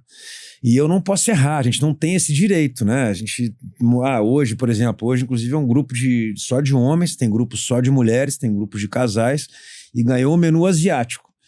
Então eles vão fazer um dumpling à moda de Xangai, vão fazer uma sontan, que é uma salada de papaya verde, e um curry de pato, de prato principal. Eles vão fazer com o André, porque eu tô aqui com você, não vou poder fazer. Mas esses pratos não serão repetidos. Eu não tenho a chance do erro. É diferente de um restaurante, por exemplo. Se você for num restaurante, alguma coisa dá errada num prato, o chefe imediatamente, se for um bom chefe, ele não vai deixar esse prato chegar até o cliente e vai fazer um agrado, vai até a mesa conversar com aquele cliente, vai mandar uma garrafa de vinho, vai dizer, olha, houve um problema, nós estamos resolvendo o problema, e vai chegar até você seu prato, ou não vai cobrar, sei lá, eu acho que ele tem que dar uma compensação. Mas ele tem a chance de consertar, nós não temos. Se der errado, não tem plano B. Deu para todo mundo também, não tem plano B, deu para todo mundo. No restaurante dá errado de um cliente, né? O seu lá, você tá com 15, 20 pessoas sentadas na bancada ali. E deu para todo mundo ao mesmo tempo na frente deles, eles estão te olhando.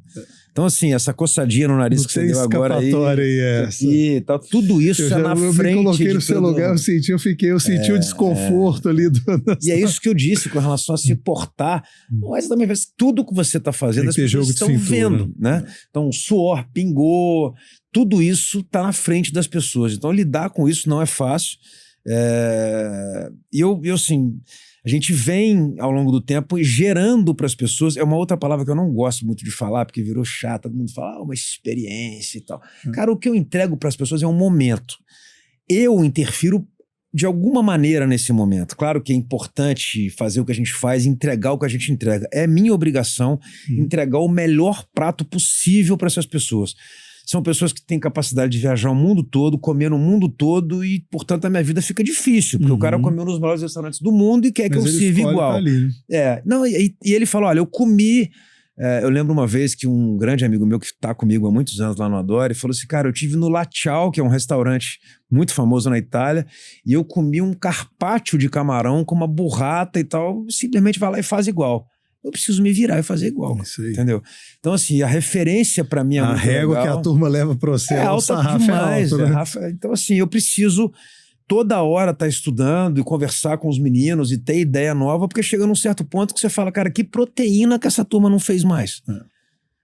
Não fez mais, não fez ainda. Então já fizeram filé, o boi inteiro já foi feito, o cordeiro inteiro já foi feito, o mar inteiro já foi feito, o céu inteiro já foi feito, qualquer ave que você imaginar que voa já foi feito, e eu preciso ter criatividade. Então agora a Codorna vai de outro jeito, agora a Vieira vai de outro jeito.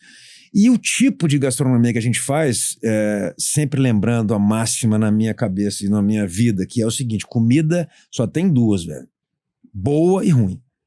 E também tem aqui pouco e muito, né? Mas não importa, eu adoro comida muito simples, adoro comida muito sofisticada, muito contemporânea, muito clássica, contanto que elas sejam boas.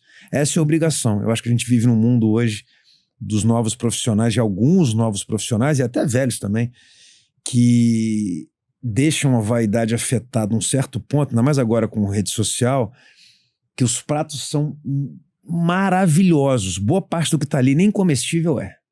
Então o cara aprende a fazer uma espuma de tangerina, mas não sabe ainda o que é um bechamel. A coisa é um pouco invertida. Para mim ele precisa entender o clássico. Firula demais e pouca entender, consistência. Não sei se você já viu, segue alguns Instagrams, por exemplo, de chefes de cozinha. Hoje tem um equipamento que boa parte dos chefes, antes de ter uma faca, eles têm, que é pinças. São pinças. Elas parecem pinças de médico. Tanto é que os meus clientes falam, isso aí você comprou lá no lugar onde eu compro também. Hospitalar. E aí, pior é que não. É vendido em loja de cozinha mesmo. E aí o cara tem 3, 4 pinças. Aí eu vejo, cara, às vezes assim no Instagram, o cara montando um prato. Ele monta o prato, coloca a proteína, a guarnição, o molho, e aí começa. Com a pinça, ele vem colocando as decorações, geral brotos, pétalas e tal. Eu fico quase tendo um infarto do outro lado. Eu falo, cara, no tempo que esse cara tá colocando esses brotinhos... Já tá gelada, o prato já tá gelado.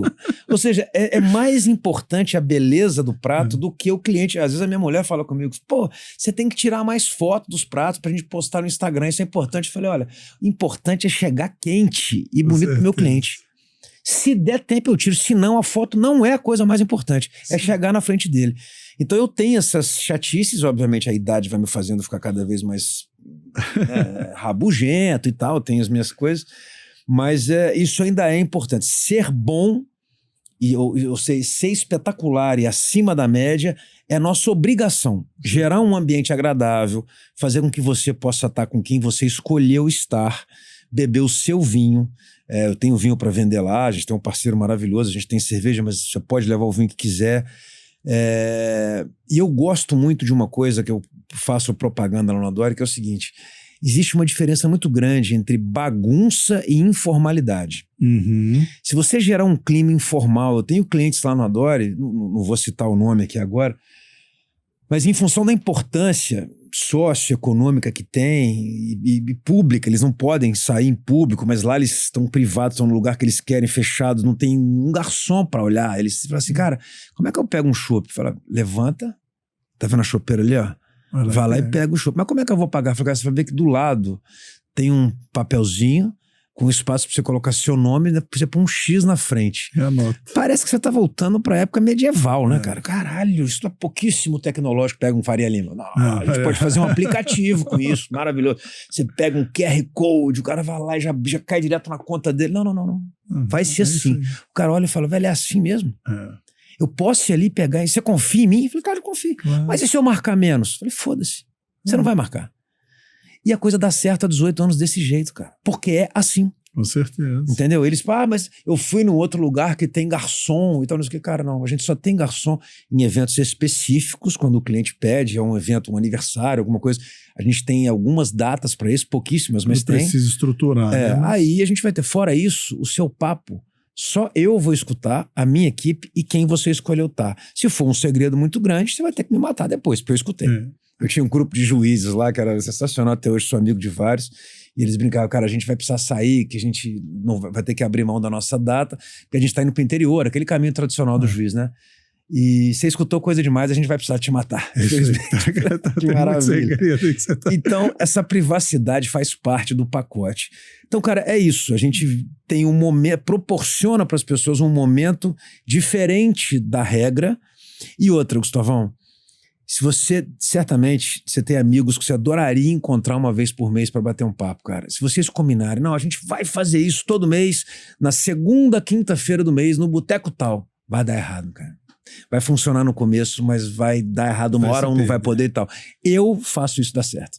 Então, tem regra, você participa do grupo, tem que estar presente. A prova de mulher brava, a prova de... Exatamente. Né, se a mulher não deixa, por isso que a gente pode levar já tem um compromisso, ou então leva a mulher, ou então é um compromisso. A mulher pode... Tem gente ela lá... Ela sabe onde é que tá, né? Sabe onde é que tá, exatamente. E tem gente lá, casais lá, por exemplo, que o cara tem a turma dele e ela tem a turma dela. São datas diferentes, faz aquele revezamento que a gente conhece com o filho, né? Tá, beleza, hoje você fica com os filhos depois...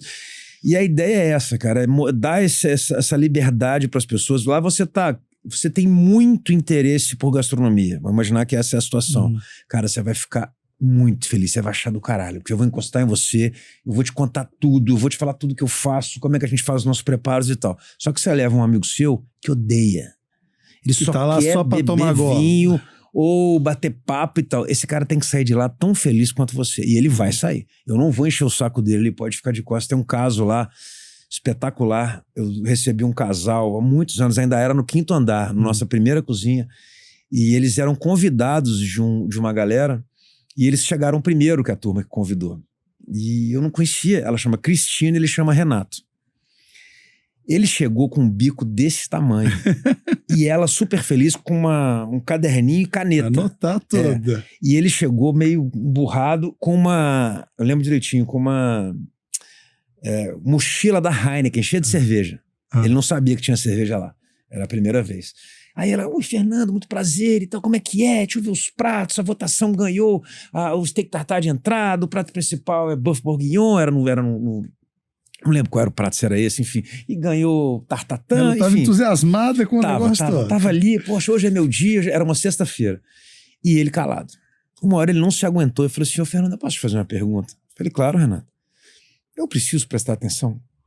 Eu falei, amigão, deixa eu te falar uma coisa, vem cá.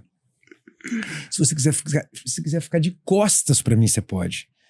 Seja feliz do jeito que você quiser. Que você quiser virar de costas pra bater papo com seu amigo, fique. Não vai me atrapalhar. No virote, eu tenho mais aqui. Fica tranquilo, você tem que ficar em casa. Esse cara já chegou a perder casamento que caiu no dia da confraria, mas ele não perdia a confraria. Então, assim, ele entendeu que o programa é dele, que ele faz como ele quer. Ele anda pra onde ele quiser, ele fica do meu lado ou não. Ele vai pra varanda ou não. Então, a ideia, isso você não faz num restaurante. A gente tem algumas empresas lá no Adore, por exemplo, que fazem eventos conosco. A gente queria fazer num restaurante. Não tem nada contra restaurante. Pelo contrário, frequento restaurantes. Mas que novidade você vê? Se você quer entregar uma novidade para o seu cliente, você vai levar ela num restaurante? Por exemplo, várias empresas de laboratórios e tal costumam levar médicos para restaurantes. Levar médico para um restaurante é fazer o que ele já faz todo final de semana. Faz todo dia. Ele tá indo pro mesmo lugar. O garçom sabe o nome dele. Só que às vezes ele tá indo com a família, com as pessoas que ele escolheu, ele vai ter que ir com os médicos. Que às vezes nem são amigos, o pessoal do trabalho, né? A turma dos pares dele ali, os pares. Então o que a gente gera é essa experiência diferente. Quem entra lá no Adore, e eu como não tô com a roupa de chefe nunca, justamente para aproximar as pessoas de mim, o cara entra e fala, cadê o chefe? Ele olha pra mim e fala, bom, só falta ele perguntar, ô skatista, cadê o chefe? Então eu mostro, cara, sou eu mesmo, eu brinco, sou eu, o Ofélia e tal. Então aproximar as pessoas. E outra coisa que é muito importante, até existe um percentual maior de pessoas que não vão repetir aqueles pratos em casa. Eu reconheço isso. Porém, ele tem que ter a possibilidade. Portanto, não tem equipamento mirabolante. Eu não trabalho o tempo inteiro com sous vide ou com Thermomix para que a pessoa olhe e fale, nossa, eu não vou fazer isso em casa, não. Nunca mais. Isso é impossível. Então, não. Eu vou mostrar que é possível fazer numa cozinha muito parecida com a da sua casa. Então ele sai com pelo menos essa possibilidade. Se um dia eu quiser repetir, eu vou. Maravilha, vai repetir. Pode nunca repetir, mas pelo menos ele sabe, se ele quiser, ele faz. Então assim, o nosso dia a dia é esse. Eu tenho uma sorte brutal, cara, de poder conviver com tanto de gente que vira amigo. É um pouco terapia ali. A gente, vem cá, deixa eu te mostrar meu filho. Olha aqui o prato que eu fiz esse final de semana. Olha meu apartamento. Eu fiz uma área gourmet. Então, eu tenho essa sorte de conviver com tanto de gente legal há tanto tempo. Você vê, minha turma mais antiga, esse ano, agora em outubro, faz 2005, faz 18 anos. Muito tempo. E, poxa, é sensacional. Eu não tinha filho, boa parte deles não tinha filho. Hoje os meninos estão fazendo vestibular. Então, assim, você vê isso acontecer. E cá entre nós, cara, você também é de família que tem negócios no ramo, me fala hoje 10, 15 estabelecimentos que tem esse tempo. Não tem. Principalmente em Belo Horizonte, né? Um giro muito grande. A pandemia deu uma limpada em alguns, né? Que tinham ainda. Acho que é realmente isso. Isso eu acho, né? Eu ia até justamente te perguntar em relação a isso, né? Quando, né, eu acho que hoje você pode até às vezes não, né? Ficar um pouco, mas é um sucesso, né? O Adore de fato tem notoriedade pela proposta que foi desenvolvida, pelo que vocês fazem hoje. É uma referência, né, aqui em Belo Horizonte, que sai aí fora também, né, porque realmente é uma coisa que deu certo. Mas para você, qual que foi o momento, quando que você percebeu, né, que você olhou e falou, poxa, cara, aquela aventura doida de ir lá para Cuiabá e largar o direito e tal, tá aqui, deu certo? Qual que foi o momento aí da virada e o pulo do gato aí nesse sentido para você? Eu sou muito prático com relação às coisas e, assim, pode não ser muito educado o que eu vou falar agora, nem politicamente correto, mas, assim, normalmente isso acontece quando você fala, cara, eu tenho dinheiro, entendeu? Agora eu posso comprar meu apartamento, eu posso viajar, é isso. Porque se não for por isso, eu fico em casa vendo filme. Eu acho legal pra caramba ver filme. Inclusive, nem contei, quando eu era entre a advocacia e a cozinha, eu tenho um grande amigo, Humberto Teodoro. Humberto Teodoro também é meu amigo, mas esse é Humberto Alves Pereira Filho, que é o dono do Jornal da Cidade. Durante uma época, ele me convidou para ser colunista de cinema. E eu escrevi sobre filmes no jornal. Então, assim, se não fosse para ir trabalhar para ganhar dinheiro, obviamente fazendo o que eu gosto e me dá prazer, eu ficava em casa. Então, assim, o momento em que eu vi que, porra, eu acho que deu certo, cara. Eu acho que agora o meu pai vai entender que funcionou. Pai que eu digo porque eu acho que no começo ele era um pouco descrente. Assim, e com razão, né? Não era provável. Mas quando deu, eu vi que eu e a Van, a gente estava mais sossegado, a gente parou de vender o café da manhã para comprar o almoço, a gente já pode ter uma vidinha um pouco melhor. Fazer todas as refeições do dia. Cara, e eu sou muito prático com relação a isso. Eu falo sempre, a gente está com um projeto de expandir agora, porque a gente não consegue atender a demanda, eu recuso eventos diariamente, porque nós temos limitação de espaço. Mas, assim, ver tudo isso acontecer, ver que os meninos que trabalham comigo, que não são muitos, eu tenho uma equipe muito reduzida, gosto que seja assim, sabe? Eu não sou um cara megalomaníaco no sentido de... Até porque eu acho que eu sou muito prático e simples na seguinte conta. Não adianta você ganhar 1 milhão por mês se você gasta 999, né? Você ganha 1.000. Entendeu? Então, assim... Pode ganhar muito. Se você gasta tudo, você não tem nada. Exatamente. Então, o segredo, às vezes, é no gasto. A gente tem que eu falo sempre, chefe de cozinha, o cozinheiro, não faz milagre. Se você me entregar uma carne ruim, um azeite ruim, um vinagre ruim, uma alcaparra ruim, eu vou fazer um prato ruim. Não tem jeito. Milagre eu não faço. Então, é necessário que os ingredientes sejam os melhores possíveis. Isso não é barato, cada vez é mais caro, você sabe disso. Portanto, não é ir onde a gente, lá no Adore, frequentar o Adore, não é uma coisa que eu considero barato, porque os nossos custos são altos, mas a gente gerencia isso muito bem. Então, eu não sou um cara megalomaníaco, não. A gente tem uma conta saudável, oferece uma vida legal para quem trabalha lá dentro. E foi quando eu percebi que a gente estava conseguindo fazer isso que eu fiquei realizado. Foi aí que eu falei, acho que agora eu posso dormir. O gosto da vitória bateu ali, harmonizou bem. E ver a coisa funcionar, ver que eu podia viajar, sabe? Ver que eu podia oferecer essa viagem para essa galera também. Galera, agora é a vez de vocês viajarem, vai lá. E eu trabalho muito nessa parceria com os meninos para não ter... Existe uma hierarquia óbvia, porque, né, eu e a Van, a gente criou... Mas não até é para organização, né? É para existir, tem que ter uma coisa. E não precisa ser grosso. Eu sou do meio que as pessoas têm uma certa imagem, né? O Gordon Ramsay criou essa imagem do chefe. Esculhamba todo mundo. E era assim mesmo e tal. Mas hoje em dia não é necessário, a gente pode conversar. Mas antigamente, como você disse, né? Uma estrutura enxuta ali, pessoas ali que você confia, que você remunera bem, que você, né, atribui, né,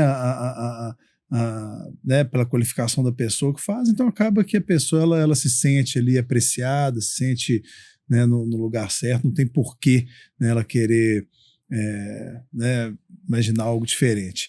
E, assim, falando em questão de sucesso, você tem um caso interessante, né, que você falou, acho que quando a vida está estabelecida, você vê que aquilo ali veio de um sonho, de uma paixão, de algo que foi construído, né, principalmente, né, com a sua esposa, com a sua parceira, e eu acho que tem um gosto melhor ainda por conta disso, mas existem situações, né, que mostram pra gente falar, opa, peraí, né, e teve recente agora, né, você fez um jantar aí para um ministro do Supremo, uma coisa assim, como é que foi isso? Isso aí não é para qualquer um, não. Não, na verdade, não é, eu assustei um pouquinho, porque em função até de ser quem especificamente quem ia estar presente é o Alexandre de Moraes, um ministro muito em foco ultimamente. Exatamente. Então, existe uma necessidade de uma série de detalhes, de descrição sua e da própria equipe, saber como se portar, saber deixar todo mundo à vontade, servir uma coisa fora da curva, que é a obrigação, não é porque é ele. Eu falo lá no Adore, por exemplo, não tem diferenciação de preço para ninguém, mesmo eu sabendo que um pode ganhar mais do que o outro, isso não importa. O prato tem que ser o mesmo sempre. Mas, óbvio, dá uma atenção e você se sente, né, pressionado. A responsa, né? Dá aquele friozinho Como é que foi? Você, desde o convite ali, quando chama, pô, Fernando, aqui, ó, apesar de você fazer um jantar aqui pro Alexandre de Moraes, pô, você já... ia estar presente. Tinha uma série de outras pessoas também com uma importância grande politicamente no Brasil. Aquilo foi um pouco novo para mim, eu já estava acostumado com um meio... não exatamente o político, mas o fato de ter alguns ali me deixou um pouco mais tenso, mas foi bem tranquilo, assim, a coisa rodou bem, era um dia, não eram muitas pessoas, em torno de, sei lá, 16, 17 pessoas, e o menu muito bem harmonizado, isso me ajuda muito quando a coisa é muito bem escolhida, o anfitrião é um expert nisso e harmonizou tudo muito bem. Mas tem um friozinho do caralho e beleza. E no final, cara, eu sou um cara muito... eu não consigo não ser operacional, entende? Então, assim, eu não gosto muito dessa questão de estar com as pessoas. Eu não sou aquele cara que tá no salão toda hora. Não, se eu puder ficar escondidinho ali no meu canto, eu fico. Porque eu me sujo, cara. Eu suo. Então, cozinha é um negócio meio bruto mesmo, sabe?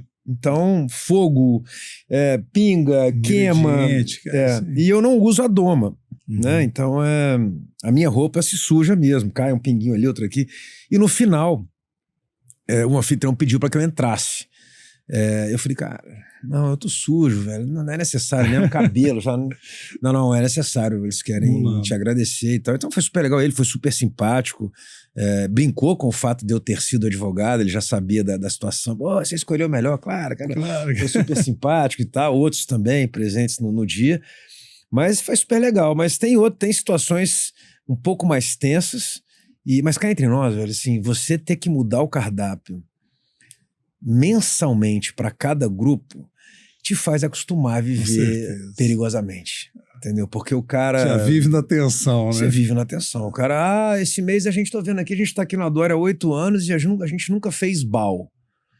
Puta que pariu, o cara quer que eu faça bal, velho. O cara acabou de voltar da Tailândia, o cara quer bal. Tá entusiasmado. Eu preciso, pela primeira vez, fazer o melhor bal, o melhor pão, né? Aquele balzinho chinês, para um cara comparar com um lugar que é especialista naquilo. Acabou de voltar todo entusiasmado.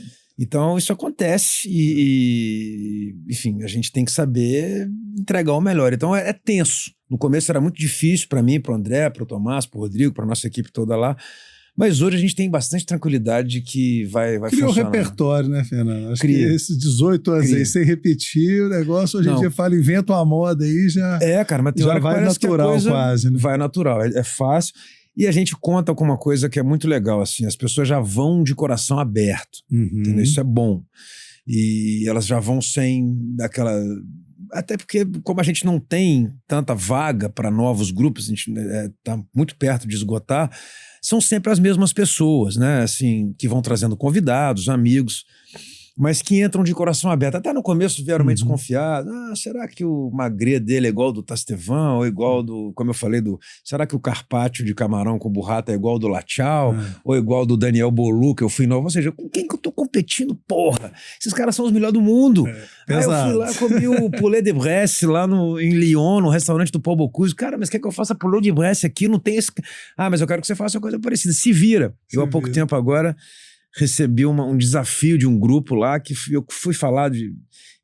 a gente foi para Portugal, eu e o Ivan, um pouquinho antes da pandemia, e enfim, não é o lugar que eu comi melhor na vida. Eu não sou um grande fã da comida portuguesa, não. Eu sou alucinado pela Espanha, mas não sou um grande entusiasta da comida. Gosto, mas não é a minha preferida. E aí, mas eu comi uma coisa no Porto, cara, que me chamou. Falei, cara, isso aqui é muito bom. É muito bom. E se chama Francesinha à Moda do Porto. O nome é muito interessante, tem a ver com o fato de que ela foi inspirada no Croque Monsieur ou no Croque Madame. Não sei se você sabe a diferença. O Croque Monsieur é um misto quente chique, né? Um francês coberto com bechamel, gruyère e presunto. E já o Croque Madame é exatamente o Croque Monsieur com o ovo frito em cima, o que melhora ele. E a francesinha é mais ou menos isso, por isso tem o nome de francesinha, mas feita com outros ingredientes. Também é um sanduíche, pão de forma, mas no meio, ao invés de ter queijo e presunto, tem várias carnes. É um bife de boi grelhado, uma linguiça grelhada, uma defumada, outra não. Coloca isso entre dois pães, muito queijo. Coloca num tostex mesmo, na tostadeira de pão, para fazer tipo um misto disso. Coloca num prato, cobre de queijo, derrama um molho picante por cima e põe um ovo frito. É o Renatos Burger fazendo um cara, e é bom demais. E eu comi, falei, cara, vem com batata, e a gente comeu e tudo. E aí eu falei isso nesse grupo. Ele falou, cara, aí o pessoal, faz uma pra gente então. Eu falei, puta merda, cara, eu não sei fazer, nunca fiz, eu só comi. E aí, falou, tudo bem, se você não gosta do desafio, a gente te pede outra coisa. Eu falei, não. Aí mexeu no orgulho. Peraí. Então a próxima vai ser. E aí, cara, eu fiquei tenso, como eu não ficava há muito tempo. Não é fácil, o molho é uma rasgueira, é só enfiar tudo. É vinho do Porto, é cerveja, é tomate, é carne, é linguiça. Assim, tecnicamente ele é uma bagunça. É diferente da França, onde tudo é organizado, como eu falei, né? Tudo equilibrado e tal. Eu brinquei aqui que eu não gosto de equilíbrio, mas a gente segue tudo isso para fazer as nossas produções. Mas o molho da francesinha é uma bagunça. Mas aí, porra, foi legal, porque o pessoal levantou, tá melhor do que eu comi lá e tal. Então, assim, esses desafios aparecem e eu preciso lidar com eles. Hoje em dia, com muito mais tranquilidade. Então, essas tensões, como aconteceu com o Alexandre de Moraes, eventualmente com alguns lugares, eu há pouco tempo, em função de um evento, porque a gente também faz esses eventos privados, especialmente lá no nosso espaço. Um cara me ligou, eu estava em São Paulo, porque a van é de lá, né? A gente sempre tá lá. E o cara me ligou e falou, cara, eu fiquei sabendo que você fez um jantar em BH e eu gostaria de te trazer para cá, para fazer um jantar aqui. Eu falei, ué, como é que eu faço? Eu falei, beleza, só. Ele falou, me fala o preço. Eu falei, cara, beleza, é tanto, eu vou ter que ir para São Paulo. Ele falou, beleza, então tá fechado. Como é que você vem? Quase que eu respondi, eu não sei, cara, você tá me ligando, você quer mandar o seu avião me pegar? Um helicóptero? Se ela quer que eu compre a passagem? Eu falei, não, pode comprar a passagem, vem.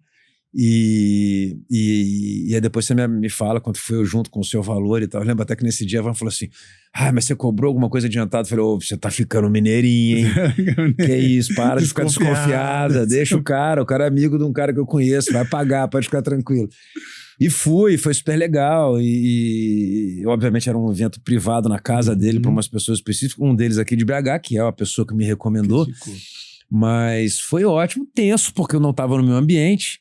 E aí acontecem umas coisas tipo assim, você tem tábua em casa? Tem. Cara, cadê a tábua? O cara aparece com uma tábua desse tamanho. Fazer um negócio para 10, 15 pessoas, a tábua é desse tamanho.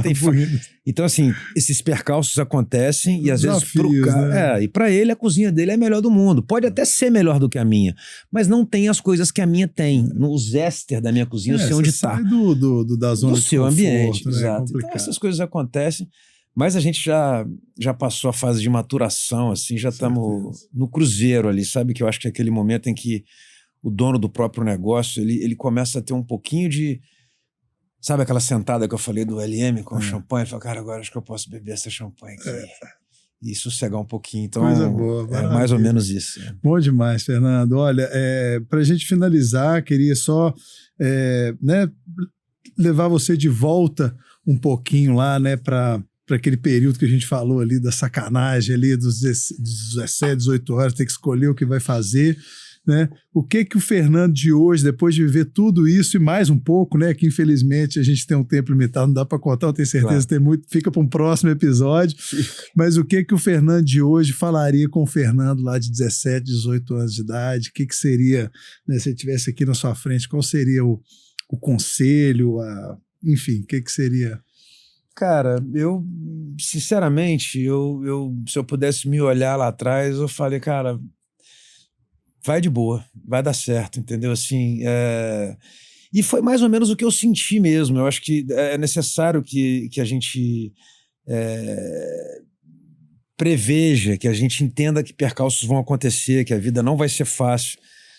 Mas se eu pudesse voltar e olhar para mim, eu falo, cara, vai. Algumas coisas vão dar errado na sua vida. Você vai escutar eu escutei uma vez uma coisa, isso me gravou. E os coisas, é por isso que eu tenho umas críticas a essa geração, eu não vou dizer que é geração nova ou velha, a gente chata, a gente melindrosa e gente muito frágil.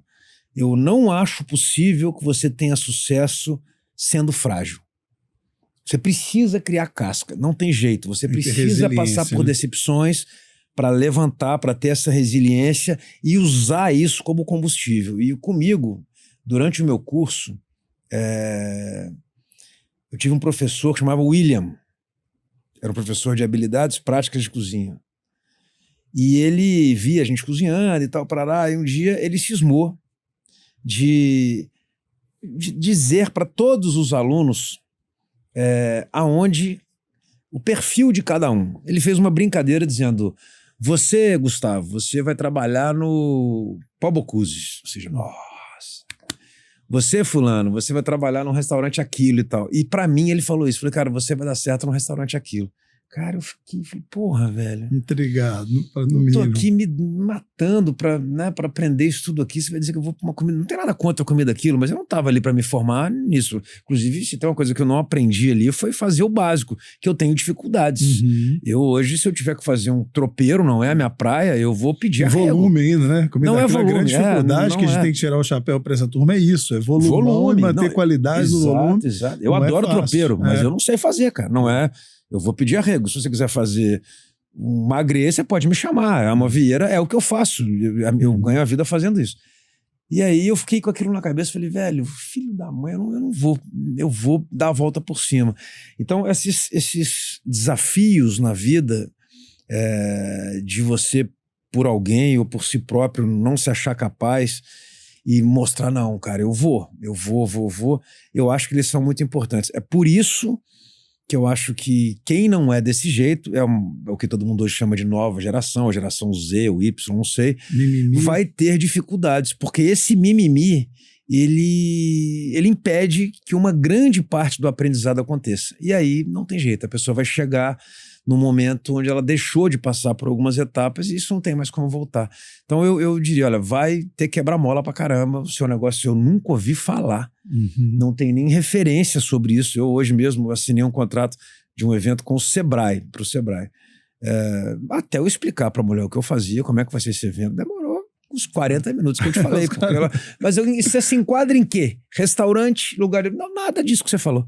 Então era muito improvável. Mas eu acho que ter a Van do lado como minha sócia e a minha grande apoiadora e que eu falo nos chiliques infantis e imaturos que eu tenho, ela é aquela pessoa que... Botar o pé no chão mesmo. Bota o pé no chão, dá uns 4 tapas na cara, na minha, e fala, bora! Acorda, vira homem. Porra, para de chorar, caralho. Vira e ela homem, faz isso. Então é isso, é saber que vai ter quebra-mola. Mas é muito importante. Se começar a dar tudo muito certo, cara, alguma coisa tá errada. Alguma coisa tá errada. É isso aí. Show de bola. Fernando, Valeu, irmão. obrigado, cara. Obrigado Valeu pelo mesmo. convite, uma honra. Sensacional. Obrigado. Temos que marcar a próxima, porque eu senti que ficou faltando alguma coisa Não, ainda. mas sempre tem caso. Mas, né, tem, com certeza. Sempre tem Eu caso. te conheço, a gente sabe que né, se a gente começar a apertar aqui, vai. Mas eu acho que já deu para ter uma ideia. O pessoal conheceu um pouquinho do Fernando, um pouquinho do Adore, né? Acho que é uma história maravilhosa.